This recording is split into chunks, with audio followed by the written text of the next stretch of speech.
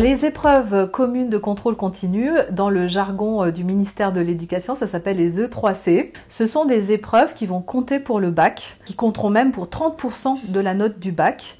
Et elles vont consister en une série d'épreuves, 3 pour être plus précise, et vont porter sur un certain nombre de matières. Le principe de ces E3C, c'est que le bac reflète la capacité d'un jeune à travailler régulièrement, à monter régulièrement la qualité de son travail, à monter régulièrement le niveau de son travail, et moins sa capacité à bachoter, comme dans l'ancien bac, où on bachotait pour avoir une bonne note le jour dit.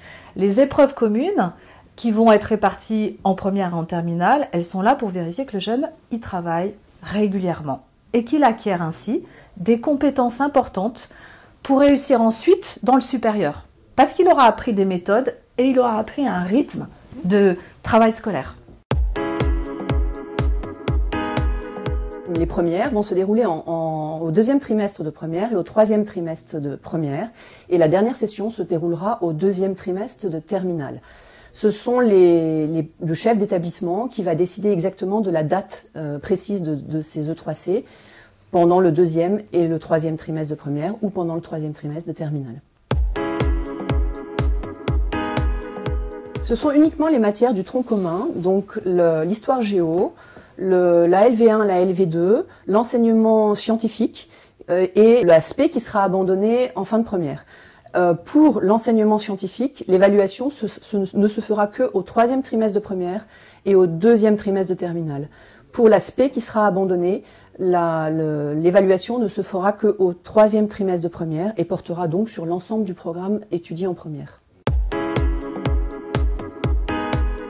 Les sujets seront choisis par les professeurs de la discipline. Par exemple, le professeur d'histoire géo va choisir pour sa classe le sujet. Il ne va pas le choisir par hasard, il va le choisir dans une banque nationale d'épreuves. Et il va le choisir pour être bien cohérent avec là où il en est dans son programme. Donc il choisit le sujet, il le fait valider par le proviseur et c'est ce sujet-là qui sera traité par les élèves de sa classe. Par contre, ça n'est pas lui qui va corriger. Aucun professeur ne corrigera les épreuves de sa propre classe. Ça sera un enseignant soit de l'établissement, du même établissement que lui, soit d'un établissement de l'académie s'il manque des ressources dans l'établissement en question. Donc les élèves ne seront pas corrigés par leur prof. Elles vont se dérouler sur convocation, les jeunes vont recevoir une convocation. La plupart du temps, ils vont aller passer les épreuves dans leur lycée même. La préconisation du ministère, c'est que tous les élèves passent le même jour, à la même heure, dans le lycée, leur épreuve commune. Mais le proviseur a aussi la possibilité, s'il le souhaite, de faire un passage à la carte. Donc ça se fera à ce moment-là, les épreuves, classe par classe, à des dates définies par chacune de ces classes-là. La seule chose, ils s'assureront qu'ils ne traiteront pas 2 fois le même sujet, bien sûr.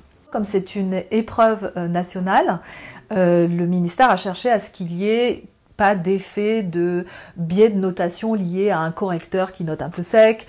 Donc comment faire pour gommer cet effet correcteur ou cet effet établissement? D'abord, en ce qui concerne les notations, les sujets qui sont dans la Banque nationale d'épreuves, il y a un barème. Il y a des indications pour que les correcteurs notent de façon homogène.